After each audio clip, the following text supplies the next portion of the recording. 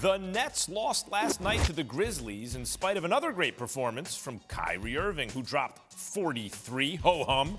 Brighter days, however, are on the horizon for the Nets after New York Mayor Eric Adams rolled back the vaccine mandate for performers, at least, which includes athletes, earlier today.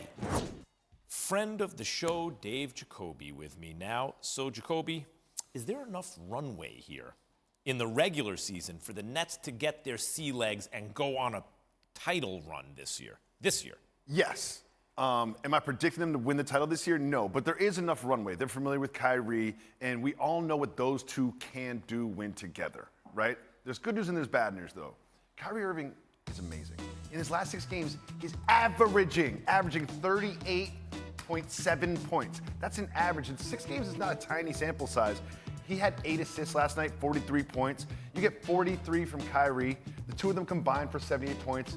Here's the bad news. They still lose to the Grizzlies without Ja Morant. Who, by the way, never lose without Ja Morant. Yeah, 15-2 now. 15-2 without Ja good Morant. team. Yeah, are they better without Ja Desmond Morant? Bain, these guys can play.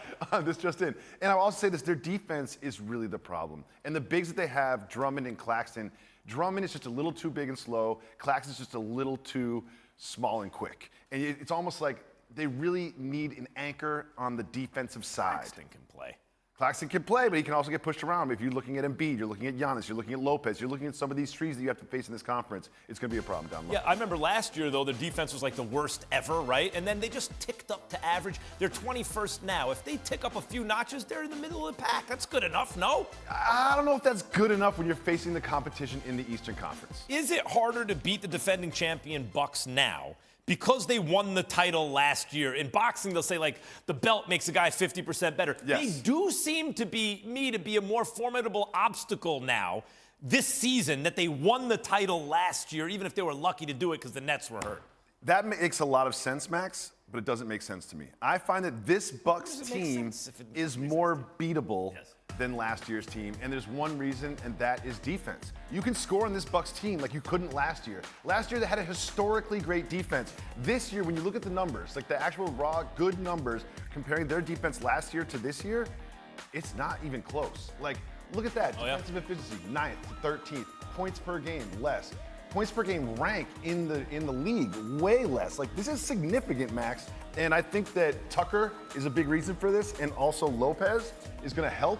But I think this Bucks team is more beatable than last year's team. Interesting. So I wouldn't want my team playing KD and Kyrie in the first round. No, not at all. Do you think that down the stretch, teams will look to maybe rest the guy, or, hey, this would be a way to avoid the Nets in round 1? Well, the thing is in the top 4, it's never as packed as it is right now with so few games left. When you look at it, you have the Miami Heat, who, we saw what happened last night, are only a game and a half above. The Sixers, the Bucks, and the Celtics. So there is like a, hey, good news, guess what? You're now the 2 seed. Oh, we could be playing the Brooklyn Nets. And then, if you start losing, and I don't know, we've already had this plan from Doc Rivers about resting people in the 76ers. Maybe it's about being fresh for the playoffs. Maybe it's about not playing the Nets, who absolutely dog-walked you on your own floor a couple weeks ago. Yeah, and now Kyrie is a full-time player. It could be a problem. Yes. Tempers flared last night on the Miami bench in the game against the Warriors, or what was left of them. Eric Spoelstra, Jimmy Butler, and Udonis Haslem got into it in the home game where the Warriors were without their 3 best players, Steph, Draymond, and Clay, if you haven't been paying attention. Heat would go on to lose 118-104. So other than the reaction to the fact that not only is Udonis Haslem still alive, but he plays for the Nets. He's playing. He's one of, he's like, it feels like 15 years ago, one of my favorite players because of the hustle, and he's still like a leader on the team and everything. What's your reaction to the Heat meltdown last night versus a team that's not really the Warriors? I mean, are they in trouble in Miami? If this was any other team and any other person besides Jimmy Butler, I think this would be a much bigger deal to me. However, what do we always associate Miami Heat with? The word culture. And they're very competitive. And this is the Jimmy Butler experience. There's the Jimi Hendrix experience. This is the Jimmy Butler experience. And more than anything else, I love the, I'm really mad at you. I'm going to throw a clipboard in your general direction at your feet. That was my favorite thing of this whole thing. As I use this quote from time to time, Eric B. and Rakim, this is Rakim. Every now and then they give my knuckle game a test. but I don't stress. I just get rid of the. I don't fess. I just get rid of the stress, and then shake hands like a man because it's a family thing. Only the crew will understand. These guys can slug it out however they want. Afterward, they'll be better for it. I think that was better than Rakim. No, the way I just screwed it up 3 times. By the way, this Heat team, Pat Riley, Eric Spoelstra, Jimmy Butler, they'll be fine. They can handle this. Yes. They feed off of this.